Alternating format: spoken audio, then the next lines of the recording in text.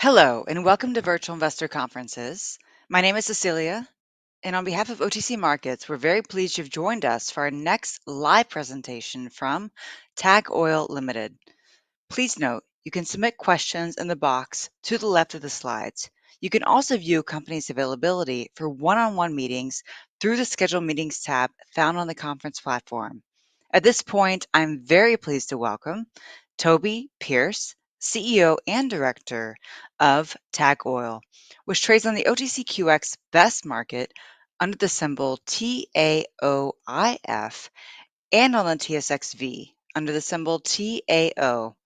Welcome, Toby.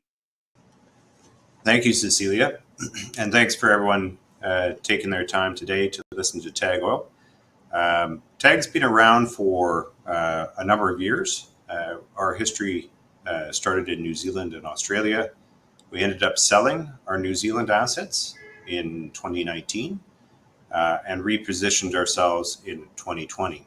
And I will tell the story of how we ended up in Egypt going forward from here. Please read these forward-looking statements at your leisure. So just a quick snapshot of TAG itself. As I mentioned, we completed our first transaction in Egypt in October of 2022. We started looking at the Egypt and MENA region in September of 2020 when Abi Badwi and a new team joined us. And I'll talk to you about the management team in a minute. We have almost 200 million shares out, fully diluted, and we've completed 2 equity financings in the last 12 months. Raised approximately 37 million Canadian. So our chairman, executive chairman, Abi Badwi, has a long track record, successful track record of delivering shareholders significant value. He was born and raised in Egypt. He studied geology at the University of Alexandria, speaks Arabic fluently, writes Arabic fluently, moved to Canada and spent almost 50 years in the oil and gas business in Canada and internationally. And we were very happy to have Abi join. And I'll give you a little bit of a background on his track record in a minute. Myself, I'm formerly a geologist. Well, I guess I'm always a geologist, but spent 8 years in geology and then switched over to the analyst community. I covered international oil and gas stocks for 10 years out of London, England, and then found my way back to Vancouver to run TAG Oil in 2015.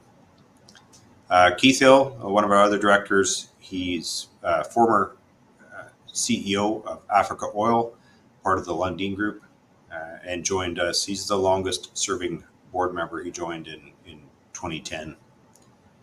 Gavin Wilson, he represents our largest shareholder, and our largest shareholder is a group called Meridian Capital. They own approximately 19.9% of the company and have been good supporters of TAG along the way. Sean Reynolds, he's a portfolio manager at Van Eck Securities in New York, and he joined with Abi in September of 2020. He and Abi and Tom Hickey are all joined at the same time and came from Kuwait Energy, which they successfully sold in 2019. Tom, rounding out the board, he's a lawyer by background, M&A, and has extensive oil and gas experience. Our operations team's led by Sunil Gupta. Sunil spent nearly 20 years at a company called Bankers Petroleum, where he met Abi. And at Bankers Petroleum, he was directly responsible for growing production from 500 barrels a day to nearly 22,000 barrels a day over the span of 10 years. He oversaw the sale of the company, and also at the time they drilled nearly 700 horizontal wells and were responsible for what was the largest polymer flood in the world at that time. On the right side of the page is our in-country management teams. Kamal Resk joined us in 2020, and he has been key at opening relationships through the government, establishing our branch in Egypt, and accessing various levels of government. We were fortunate to have engineer Samir Abadi join us approximately 4 months ago now. He is former chairman of HALDA, which is a joint venture company between the state company EGPC and Apache. And he also was vice president of production at EGPC and responsible for a number of drilling operations. He's been great at opening doors for us in the drilling community, on the suppliers, drilling suppliers, end of things. So, Kevin Baxter joined us approximately 8 months ago, and he has spent his entire career virtually in the Middle East, North Africa region, and he brings a lot of experience in Egypt and the region generally. He's a production engineer by background, and allows us to. He's the guy that goes to the field and makes sure our production performs the way it's supposed to. Quick snapshot here. This working capital number is as of June 30th. Of course, we did a $12 million raise, so we have approximately $22 million, $23 million in that range in the bank at the moment. We do have a New Zealand royalty across our former assets, 2.5% GOR. It generates about $1 million US per year, and has historically done that. Going in Australia, we sold our assets to a group that have had success in drilling 2 separate wells in the acreage that we had earmarked, and it looks like good gas shows over about 1,000 feet. So we're quite excited to see what that might bring, albeit it'll be 2, 3, 4 years down the road before we see any value from that royalty, we believe. On the right side of the page walks through our focus and so the timeline of how things evolved, of what we've done over the last 24, 36 months. Really active in the last 12 months. We announced that we were awarded the Bed 1 field in the Western Desert in Egypt. It's over 500 million barrels of oil in place. In May of this year, we successfully re-entered a vertical well, and I'll talk about that a little bit about that in a minute. That well was brought online for production in early May. We're drilling a horizontal well right now, the first horizontal well in our program, and we are approximately 3 to 4 weeks away from announcing results on that well.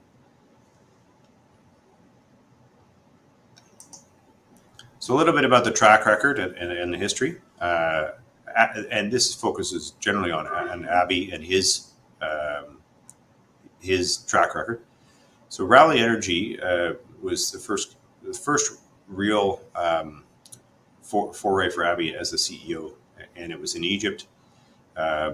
He joined in 2005, and over the span of about a year and a half, they grew production from just under 2,000 barrels a day to over 8,000 barrels a day. Ended up there was this 7 times share increase, and they sold the company for $900 million.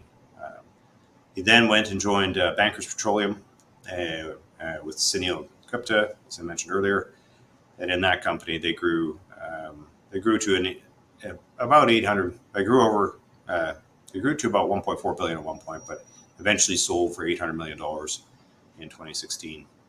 Abby then went on to run Kuwait Energy, and Kuwait's a private company. They ended up selling that for $830 million US in 2019. The key with Kuwait Energy was it was operating in Egypt, Oman, and Iraq, and Abby was able to rekindle his relationships in the region.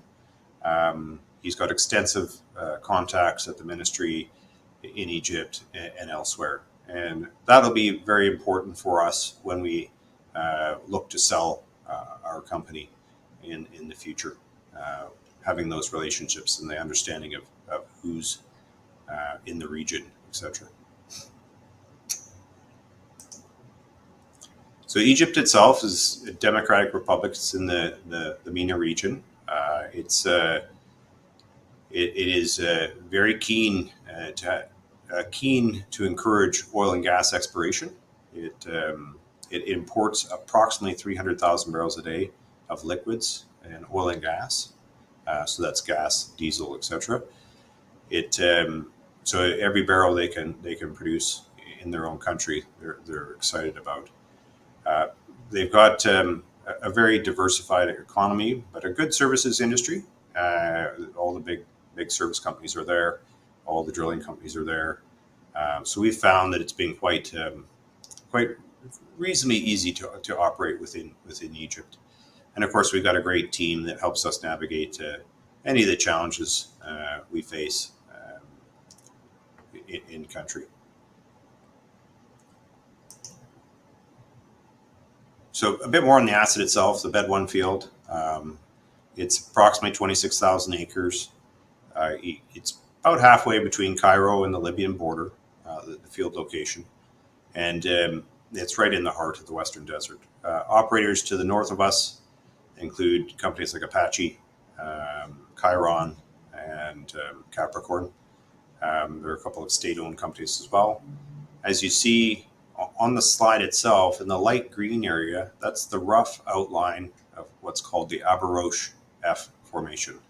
The Abaroche F formation is considered the source rock, one of the primary source rocks for the Western Desert. So significant amounts of resource in that region. It's approximately the size of the Eagleford, and I'll touch on the Eagleford in a minute. It's a very high quality source rock, and it's sort of dolomitic in nature. So just a quick background on the field itself. Shell previously owned this field. They produced over 90 million barrels of light oil from deeper horizons. They tried a couple of times in the Abaroche F, had a limited success, but this was back in the 1980s. So a lot of the technology we use today was not available at that time. The operator BPCO took over. It's an Egyptian EGPC subsidiary of the government. It's currently producing about 5,000 barrels a day.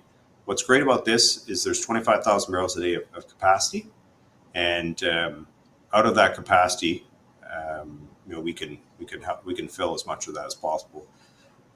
We have a 10-year term with a 10-year extension with reasonably easy terms to meet that. Essentially, drill 2 horizontal wells.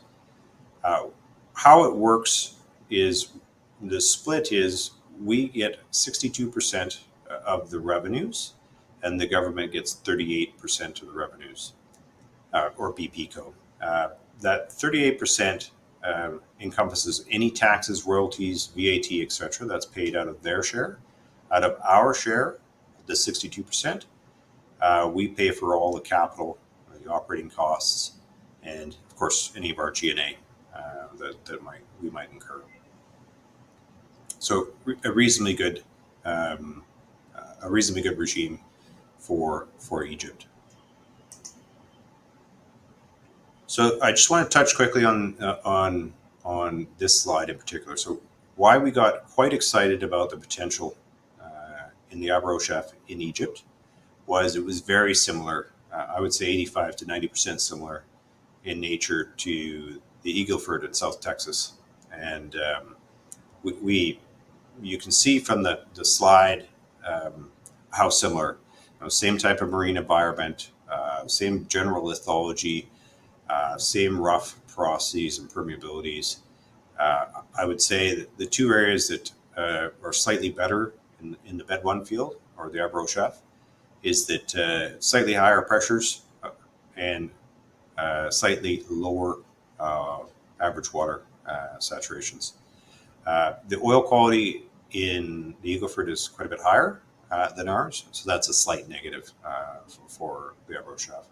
On balance, though, when we pumped our initial frac into the Bed 1 of 7 well, it behaved almost identical to what you'd experience in the Eagleford. So this is our concession outline in red. You can see the wells outlined on here, the bed 1 of 7, which was the recompletion, the location of the T100. What I'm trying to illustrate with this slide is you can see we have really good 3D seismic control across the acreage. We've got extensive wells. Over 50 wells were drilled through the Abro Shaft by Shell and the new operator, Vata Petroleum. And so we've got great data. We know the oil's there. We've tested oil to surface. We've got cores, oil samples, etc. So we've got a lot of data to help us design our programs going forward. You can see the T100 location. We're trying to locate that in the optimal position. So the bed 1 of 7 well, we completed this in May, as I mentioned prior. So we re-entered, cleaned this well out. We did what was called a diagnostic fracture injectivity test. And basically what that is it allows you to demonstrate how this well might be mechanically stimulated. We ended up putting a single stage frac into this well. It was 110 tons, which is, we believe, the largest frac that has been pumped to date in Egypt. We put in about 110 tons of sand and brought it back online. It stabilized in and around the 140 barrel a day mark. We've now produced a little over 9,000 barrels total of that well. We installed what's called an ESP, and that ESP was not optimal, but it's what we had at the time. Going forward, we'll be putting in a different type of pumping mechanism, and we anticipate that this well will continue to produce in the future.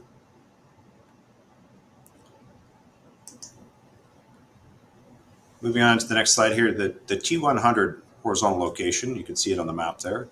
We're drilling from the southwest to the northeast. It's about 1,000-meter lateral that we're drilling. As I mentioned, we should have results out of that around the middle of November.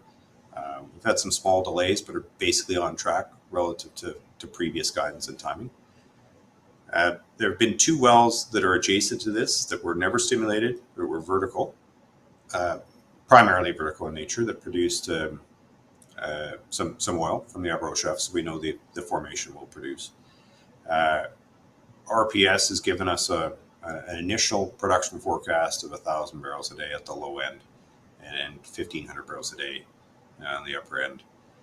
We should be able to tie this in reasonably quickly, so by year end we will have oil production from this well. So we're very excited, obviously, about that and the potential there. A lot of words on this slide, but really I want to highlight 2 things in particular. As I mentioned, we have over 531 million barrels of oil in place. That's RPS. These are all RPS numbers, an independent consultant. You can note that on the map, there's an area labeled East Central. That's our initial focus. We plan to put the initial 20 wells of the field development plan. All the numbers relating to that are just in this East Central area. That's anticipating 400-meter spacing. There is potential to downspace from there. And of course, the central and east lobes have additional potential Abro Shaft acreage on them as well. So lots of running room. With just the east central lobe, we have 420 million, over 420 million in unrisked value just off of that. And then finally, we are out looking at other acquisitions, albeit that's slowed down somewhat right now. We're very focused on delivering results on the Bed 1 field.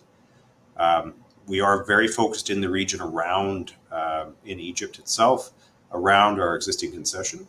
We've had conversations with a number of companies and the government about acquiring more acreage. In addition, we've looked in different parts of the Gulf region, the MENA region, at potential opportunities. Two countries that stand out to us are Bahrain and Oman. And hopefully we'll have more results to talk about in the future.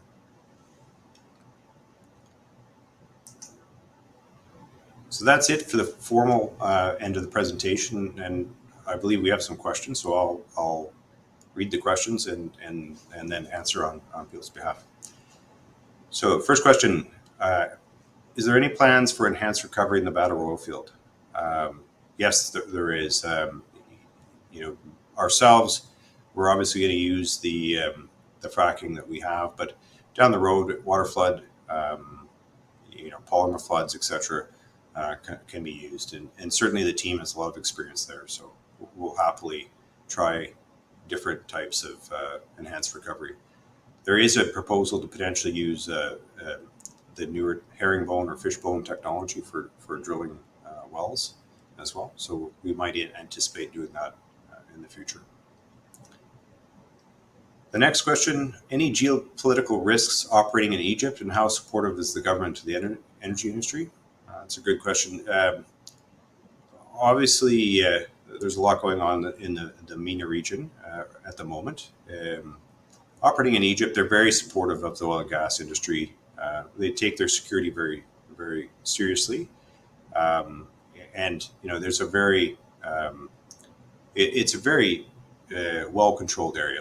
In fact, as a foreigner, it takes an extensive amount of paperwork and security clearances for me to go into the field, to get to the field. So, it's very well controlled. It's a very well supported by the government. The ministry has been excellent. EGPC has been excellent. We can get access to ministers.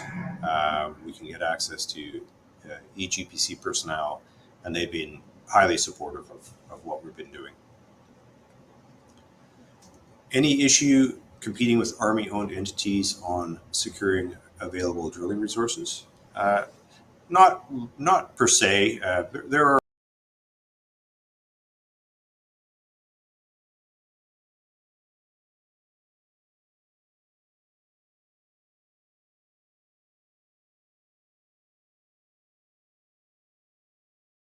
basically competing with Apache is the big one for us, but it was quite difficult to get drilling rigs.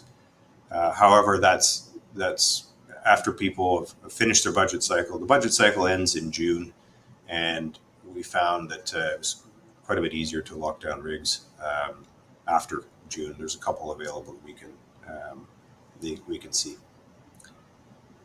Next question, why did Shell walk away from the Med 1 field? Simply, they reached the end of their 30-year term, and they did a 20 years plus a 10-year extension.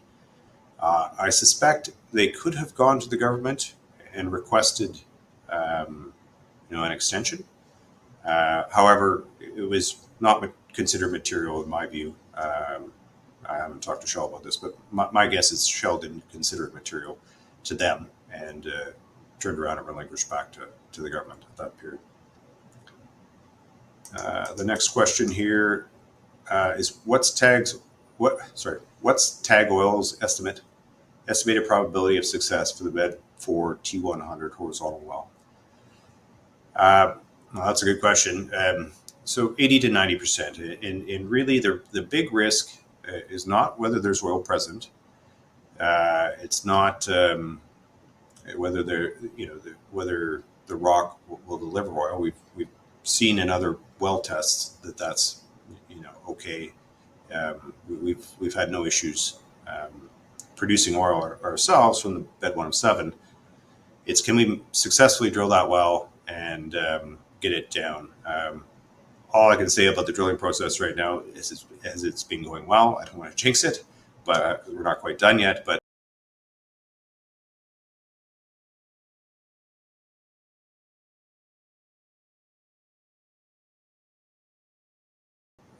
have been very good, very responsive, and the service companies have been great. So it's quite a high probability. I think that really where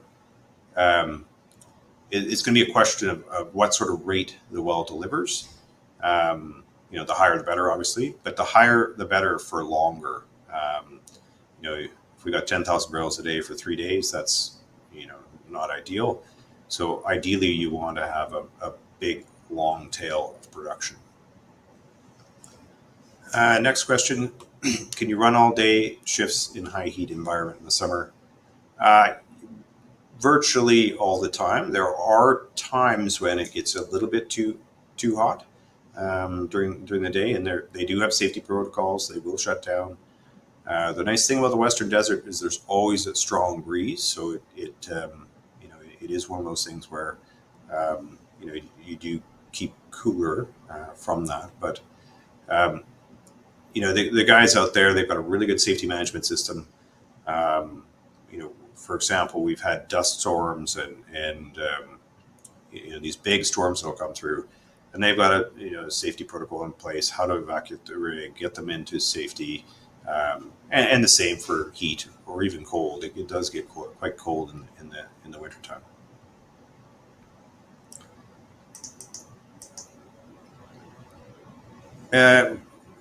Next question: what crude pricing do you expect to get?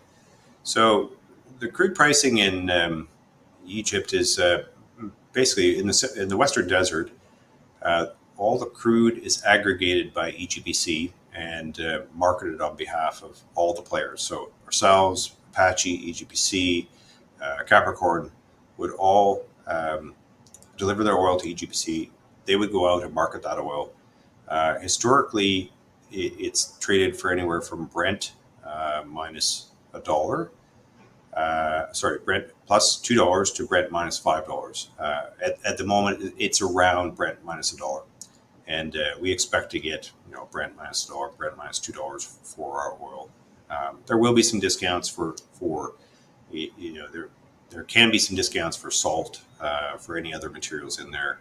We don't really see any sulfur in the oil, any nasties or metals or things like that. So, fortunately, we don't think there will be too much in the way of penalties or issues. And one last question before we wrap up here. But do you have any potential acquisitions on the immediate horizon? I can't really comment on that other than to say it's unlikely we would announce anything to the market. We look at everything that comes available. There are some asset packages in the market currently. Egypt does have frequent bid rounds. We do try and look at most things, but we are unlikely to announce anything in the near future. And yeah, that wraps up my presentation. So really the key takeaways that I want to leave everybody with, and why I'm very excited about TAG, is this is it's not simple, but a very straightforward story. The oil's there, it's in place. There's over 530 million barrels of oil in place, perhaps more. We need to just drill, execute, and produce that oil. And over time, I believe that investors will be rewarded very nicely for that. So that ends my presentation today, and thanks everyone for their time.